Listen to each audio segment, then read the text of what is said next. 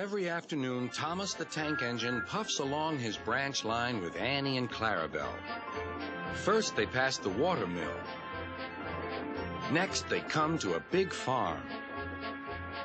Then, they can see a bridge with a village nestled either side of it. There, Thomas spoke to Bertie. "Thank you for looking after my passengers." "That's all right, Thomas. I like to make new friends, but I'm glad to share them with you." "You're a good friend indeed," replied Thomas, "and always will be."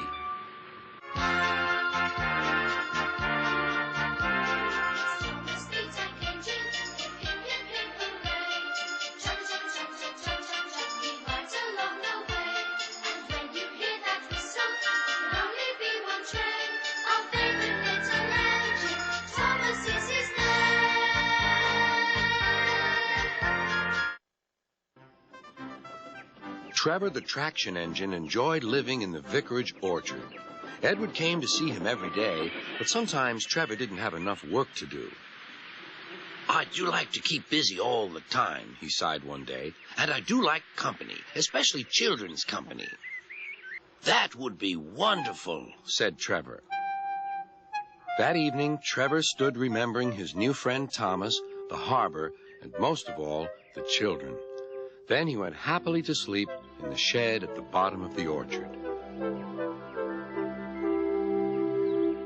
Thomas the Tank Engine rolling along. All of his friends will be coming along. Thomas, we love you. Thomas and Percy are good friends, but sometimes Percy teases Thomas about being frightened, and he doesn't like that at all. One evening, he was dozing happily, but Percy wanted to talk. "Wake up, Thomas. Are you dreaming about the time you thought I was a ghost?" "Certainly not. Anyway, I was only pretending to be scared. I knew it was you, really." Percy went on teasing him. "I hope the guard leaves the light on for you tonight." "Why?" asked Thomas. "I quite like the dark." "Oh, really?" exclaimed Percy. "I am surprised. I always thought you were afraid of the dark. I wonder why." Percy decided to tell Thomas the truth. "Well, Percy," said Thomas, "maybe we do get scared sometimes, but if we're not afraid to tell each other, then that means we're quite brave, too."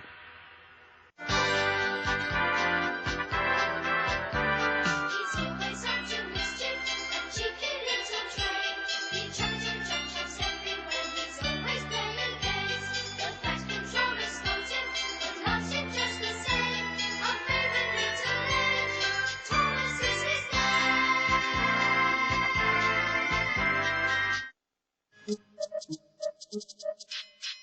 Every day, Sir Topham Hatt came to the station to catch his train.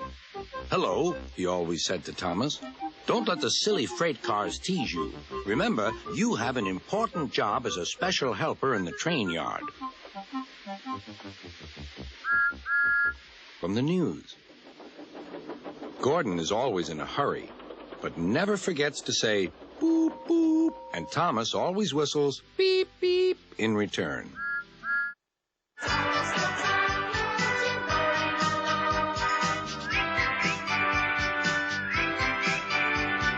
All of his friends will be coming along. Thomas, we love you. Thomas, we love you. Thomas, we love you. Thomas the Tank Engine wouldn't stop being a nuisance. Night after night, he kept the other engines awake. "I'm tired of pushing coaches. I want to see the world." The other engines didn't take much notice, for Thomas was a little engine with a long tongue.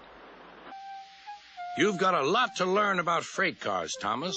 After pushing them about here for a few weeks, you'll know almost as much about them as Edward.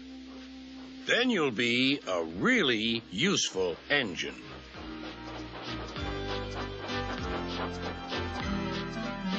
Thomas the Tank Engine rolling along. All of his friends will be coming along. Thomas, we love you. Thomas, we love you. Thomas,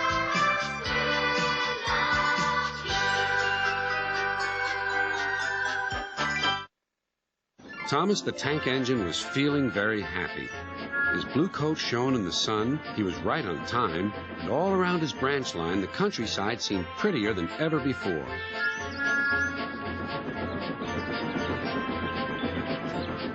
Not to know the line. Exactly, said Stepney. You're such an expert. Thomas felt much better. He couldn't be cross anymore and began telling Stepney all about his branch line. Thomas the Tank Engine rolling along.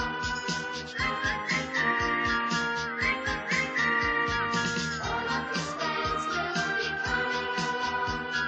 Thomas, we love you. Thomas the Tank Engine was grumbling to the other engines.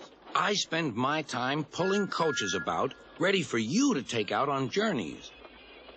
But Thomas had already learned not to make the same mistake again.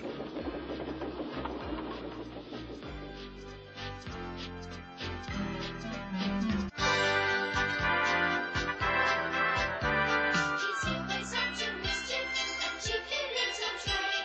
He chucks and chucks everywhere, he's always playing games. The fast controller scolds him, but loves him just the same. Our favorite little engine, Thomas is his name.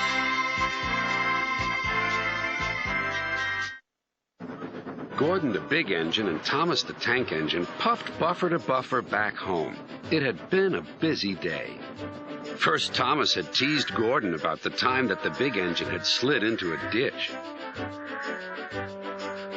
Then Thomas fell down a mine and Gordon came to his rescue.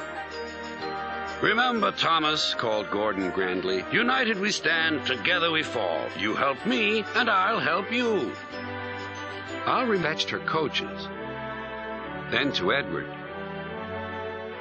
and finally to Gordon, who took her away.